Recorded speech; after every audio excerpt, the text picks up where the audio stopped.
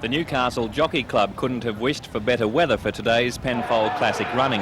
As with most major race days, there was the ladies in the latest fashions, plus plenty of media and racing personalities.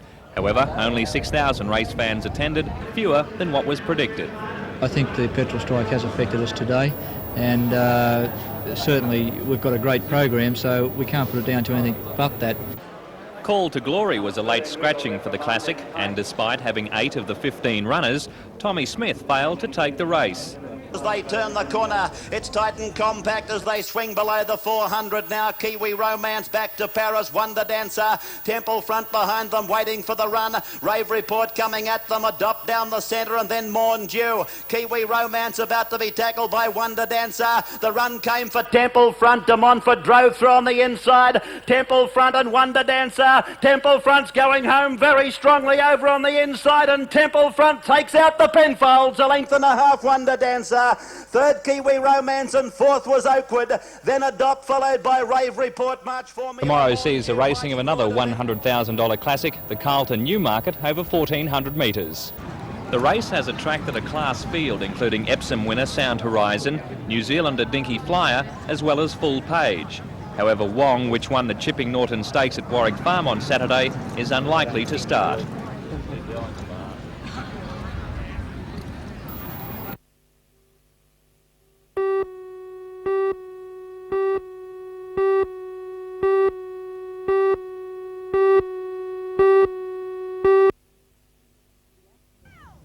The accident happened around 20 to 9 this morning as the school bus pulled into this bus stop on the corner of the Pacific Highway and the Crescent. It's believed Gateshead High School student Greg Skelton had been leaning out of the rear bus window when tragedy struck. Well, there was a big thud and the kids up the back of the bus started screaming to the bus driver to stop, and we just turned around and he was hanging out of the bus. What happened then? Well, the bus driver stopped and started screaming, and he got out and he come back and he was covered with blood and they dragged him back in. Greg is now in a satisfactory condition. Fiona says schoolmates on the bus were shocked and missed their first class. The driver of the bus was also shaken but remained at work today. The bus has been impounded pending police and urban transit investigations. Urban Transit Area Manager Len Regan says parents should take heed of the accident. They should point out the dangers to students of putting their heads out of the windows of any vehicle, and parents can do this in their own family cars. If the students get this sort of instruction and encouragement from their parents, well then they'll know when they're travelling to school on a bus that they shouldn't put their head out of the window, and hopefully we will never have a repetition of this morning's accident. There hasn't been an accident like this in Newcastle in recent years, but there was a much more serious one at Pagewood in Sydney a few years ago, when unfortunately in that case the child died as a result of being hit by a telegraph pole when they put their head out the window of a school bus.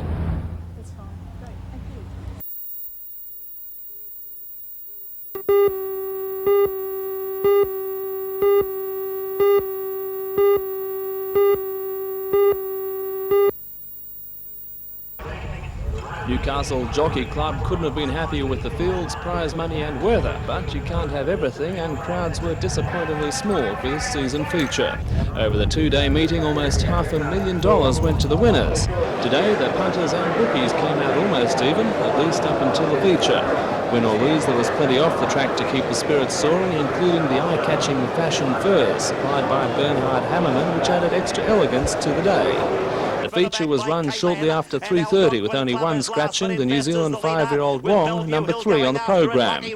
Investor, also trained by Lees, had the lead of 4 lengths as the field approached the home turn, but Lucky Raz was ready. Investor has been claimed by Lucky Raz. On the outside, Swift Cheval, Magic Gleam coming home well from Dinky Flyer, but Lucky Raz has got the neck in front. In the Newmarket, it's Lucky Raz in front. Dinky Flyer is coming very quickly, but Lucky Raz beat Dinky Flyer. Third Shinakima, followed home by Investor and Magic Gleam, then Bellevue Hill, Swift Cheval, further back Francet and Full Page at a time. For owner of Lucky Raz, Arthur Baxter, the spoils, and for Max Lees, another winner.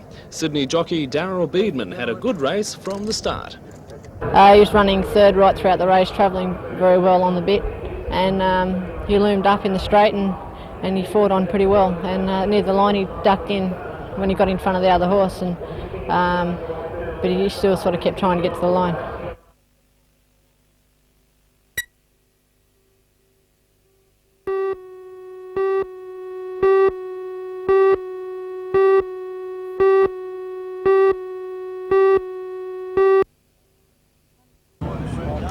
Hundreds of miners employed by Coal and Allied gathered at Branxton today to discuss a range of issues. One of the most prominent was a proposal by the company concerning sick leave. The gist of the proposal is that if an employee has more than 3 days sick leave that can't be substantiated, they can be dismissed. The meeting voted strongly not to accept the proposal and to stick by the current Northern District policy on absenteeism. They resolved that if anyone is dismissed outside the guidelines, they will stop work until they are reinstated. Another serious issue of contention that fled at the meeting centres on ex gratia payments for the widow and children of fatally injured miners. The miners collected a levy of $20,000 today from amongst themselves to tide the widow and children of a fatally injured miner over while compensation payments are processed.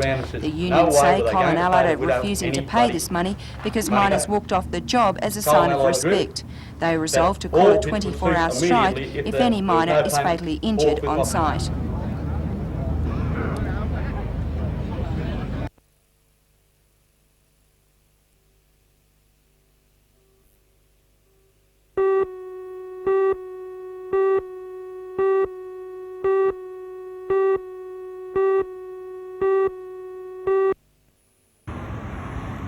Police say the Shoal Bay woman was travelling north over the Waratah High-Level Railway Bridge at about 1:20 p.m. today in the rain.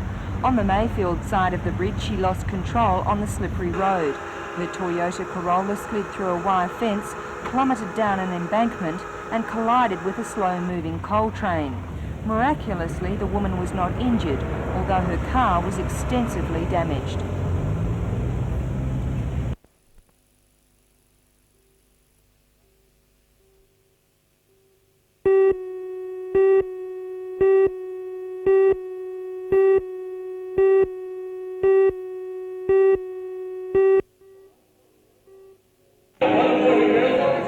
Newcastle City Hall was transformed into an old-time music hall as a capacity crowd of up to 800 enjoyed the show.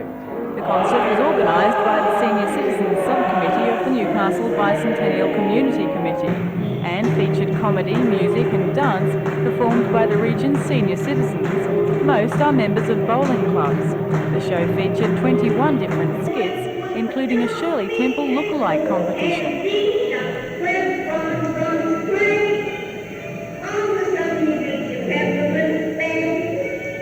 New Lambton's Jimmy Whipper was another popular entertainer, getting the crowd to sing along to the likes of Daisy and When Your Hair Has Turned to Silver. Jimmy will perform at another show on Friday at the Civic Theatre, featuring other artists such as Frank Lind and Betty Chapman Lind, Scottish country dancers and Norm Trace.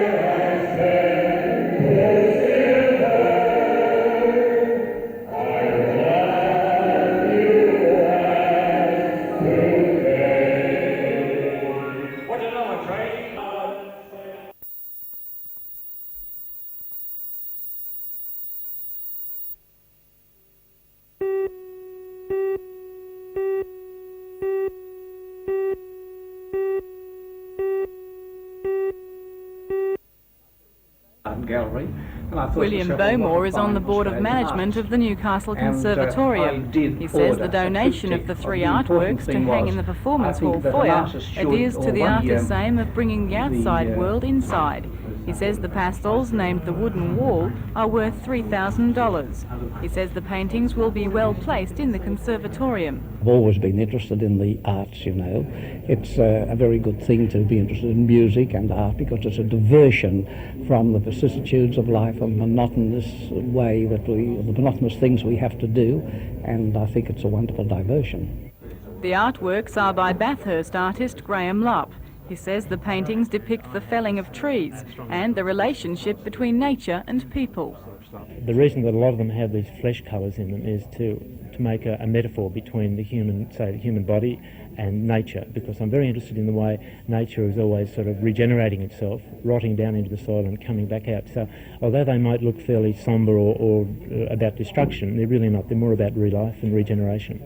Mr Lupp has also had works commissioned to hang in the new Parliament House in Canberra, the State Parliament House in Sydney and the National Gallery in Victoria.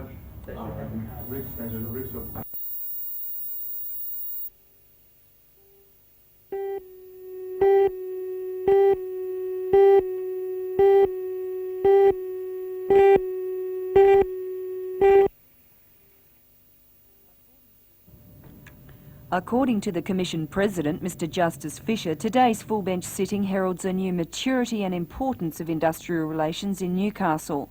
He expects a full bench to sit regularly here, perhaps as often as once a month. It's a historic event, I suppose. It reflects, I think, the growth prospects of this area, Newcastle and the Hunter. Today's hearing was held in the superb new Industrial Commission building on Wharf Road. The full bench met to consider a number of cases, including the final chapter on the now closed Maitland Abattoir. Today, Mr Justice Fisher spoke expansively about Australia's industrial relations system. He says basically Australia has been failing to pay its way and it simply can't go on. A new prices and incomes accord is no longer appropriate and that any future wages system will have to be linked to productivity. Well, if you're the stark reality that faces everyone who lives in Australia is that we are failing to pay our way. In recent times, we've been slipping into the red at the rate of roughly $1 billion a month. Now, that really means, of course, that we've got to adopt different attitudes. We have to learn a new industrial culture, and I think we're making a start on it, but there's a long way to go. So any future wage system is, I think, going to be productivity linked.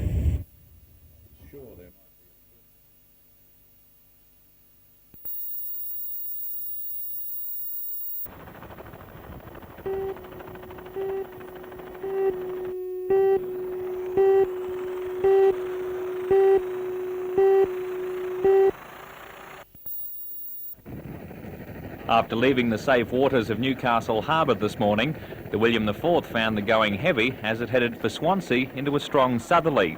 Eventually, the vessel made its way into Swansea Channel. Conditions on the bar were good as she was escorted in by Coast Guard.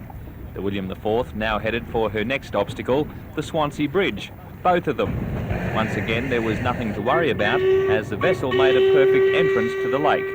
Many of those viewing the historic entrance recalled that the last time a steam-powered vessel entered the lake was probably during the Second World War.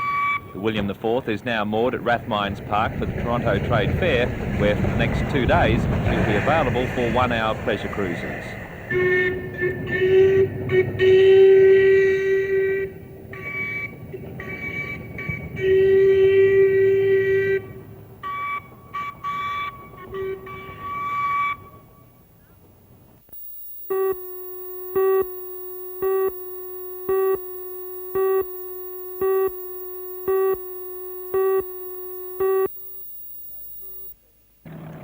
Today's practice session started late because of choppy conditions early and debris floating on the course. Competition begins at 1 tomorrow afternoon with round 1 of the International Pro Jump. Skiers will have to impress in this round to make it into Sunday's finals. Also tomorrow from 5 p.m. will be the Coca-Cola International Freestyle Preliminaries, which will include world champion Mike Tolsman. With $43,000 in prizes and prize money up for grabs, competition will be fierce. Most interest will centre on the men's event, which will feature world record holder Mike Hazelwood, who has recorded a best of 62.2 metres, and Australia's Glenn Thurlow, who has a best of 61.5 metres. Competition begins at 1 p.m. tomorrow and Sunday with a live telecast of Sunday's action on NBN.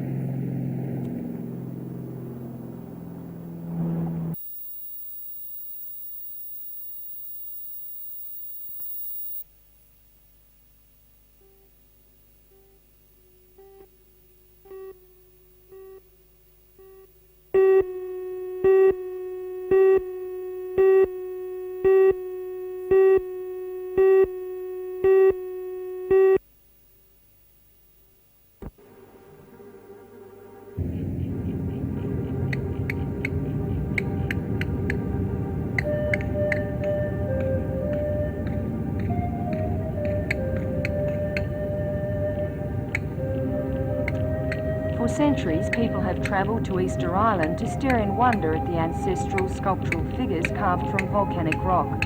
But on the Central Coast, works that are equally magnificent are being created right now. It's hard to say just what future generations will think of these works that have been chiselled in a labour of love out of the local sandstone. One can only guess if they will survive the test of time. The works are primarily the vision of one man, local sculptor Lawrence Beck. He has a dream of creating a renaissance of sculpture right here on the Central Coast. The idea is to get the best foreign sculptors available, put them with Australian sculptors, and let the public see that Australian sculptors are just as good as any in the world, and that what is available, so that people, if they want to, can choose to commission them for parks, town squares, mountain tops, or whatever. For 2 consecutive years, Lawrence Beck has organised a symposium of overseas and Australian sculptors. Each artist is given an enormous slab of Gosford sandstone to chisel into their own works. This year the site is a huge rock that links all the works together. It's perched on a hillside overlooking the Brisbane waters. Perhaps in a strange twist, the site is in the grounds of the Mount Penang Training School, an institution which aims at helping boys remodel their lives. The hillside has an aura of calm and serenity about it, a certain magic that Lawrence Beck says is essential. As soon as I came here, it was just magic sort of came up out of the rock through me, and I knew it was the right place. If there wasn't any magic, nobody would do any work after a week. They're working without pay. They're just getting expenses, and if it wasn't this magic content, they just wouldn't. Nothing would happen. But perhaps most important of all are the sculptors themselves. 5 are from Australia, while a further 7 are world-renowned sculptors from overseas. They come from countries as diverse as Mexico, the USSR, Burma, Bulgaria and Japan. Usually sculptures of this type would take about 6 months to complete, but these artists have been putting in an Olympic effort, working about 14 hours per day trying to finish their works in just 6 weeks. Daylight has been the main limiting factor. Many have worked 14 hours a day from first light till dusk, chiselling away with the sole purpose of bringing their block of sandstone to life. For the sculptors, it's been a curious experience. They have camped, eaten and worked together for 24 hours each day. Many don't speak English, yet somehow they've been able to communicate with each other, linked by sculpture, which is their common bond. So everybody's really immersed in his own work, but at the same time exchanging ideas and looking around, and it's just beautiful. You have just time for your work, and it's just marvelous.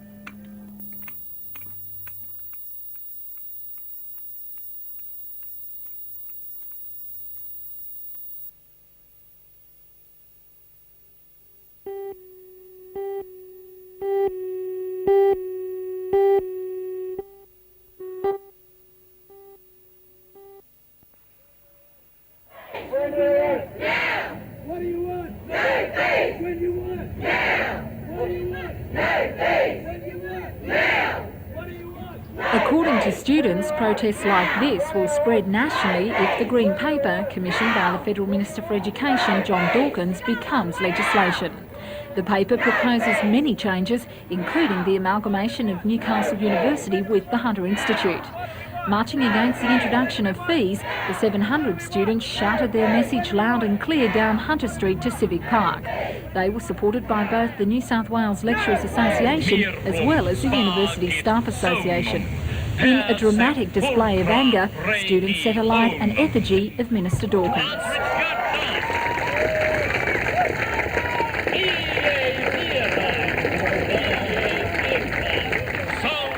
According to President of the Students' Representative Council, Glenn Beattie, the recent change of government may help to get the message across that the students are on the warpath. Given the election results in Newcastle in the state election, I don't think any politician can ignore, the voice of the people out on the streets. The people are angry, and they've got to listen. They've got to start taking account of what the people feel. Meanwhile, lecturers from the Hunter Institute of Higher Education, supported by the Federated Council of Academics, held their own stop work meeting as part of a statewide protest over wage increases, as well as the impact of the Green Paper on educational staff. Late last year, the state's Teachers Federation and public servants were granted a 4% second-tier wage increase, while academics missed out. Today, 6 regional centres, including Newcastle, were linked by landline to Sydney, where a motion for further industrial action, if negotiations between unions and employers aren't fruitful, was overwhelmingly supported across the state. Lecturers say they're prepared to take the matter to the arbitration court. The system is running out. In a few weeks, 4% increases will not be possible anymore, and so we're trying to force the employer organisations at this stage to come to the party and negotiate a proper agreement.